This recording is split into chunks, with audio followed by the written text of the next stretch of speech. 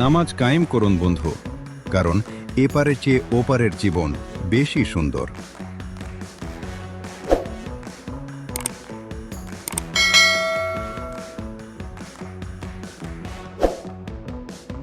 রাজশাহী স্টেডিয়ামের আন্তর্জাতিক অভিষেক জয়ে রাঙালো বাংলাদেশের মেয়েরা।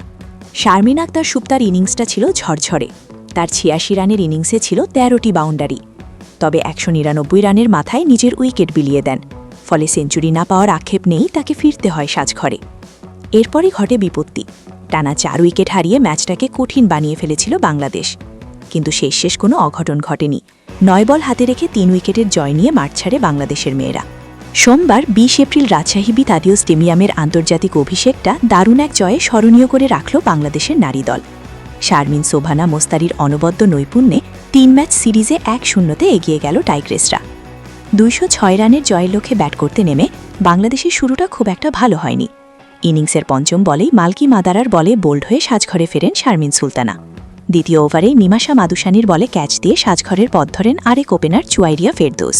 স্কোরবোর্ডে মাত্র ৫ রান যোগ হতেই টপ অর্ডারের ২ ব্যাটারকে হারিয়ে বিপাকে পড়ে বাংলাদেশ। এরপর অধিনায়ক নিগার সুলতানা জ্যোতি ও শারমিন আক্তার মিলে ইনিংস মেরামতের চেষ্টা করেন। তবে তাদের জুটি বেশি দূর এগোতে পারেনি।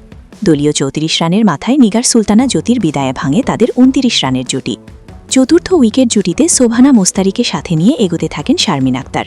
দুজনের দারুণ ব্যাটিংয়ে ২২তম ওভারে দলীয় ১০০ রানে পৌঁছে যায় বাংলাদেশ। তবে ২৮তম ওভারে দলীয় ১২১ রানের মাথায় রিটায়ার্ড হার্ট হয়ে সাজঘরে ফেরেন মোস্তারি। তার আগে ৫৬ বলে ৪১ রান করেন তিনি। মোস্তারি ফিরলে শারমিনের সাথে দলের হাল ধরেন স্বর্ণা আক্তার। তাদের দুজনের ১০২ বলে ৭৮ রানের জুটিতে জয়ের একেবারে কাছাকাছি পৌঁছে যায় স্বাগতিকরা। তবে দলীয় ১৯৯ রানের মাথায় আউট হন শারমিন আক্তার। ফেরার আগে তার ব্যাট থেকে আসে ১২৭ বলে ৮৬ রান। এরপর ১ রানের ব্যবধানে আরও ৩ উইকেট হারায় তারা। পরে নাহিদা আক্তার ও সুলতানা খাতুন মিলে জয়ের আনুষ্ঠানিকতা সারেন। নাহিদা ৭ বলে ৩ রান ও সুলতানা ১ রান নিয়ে অপরাজিত থাকেন।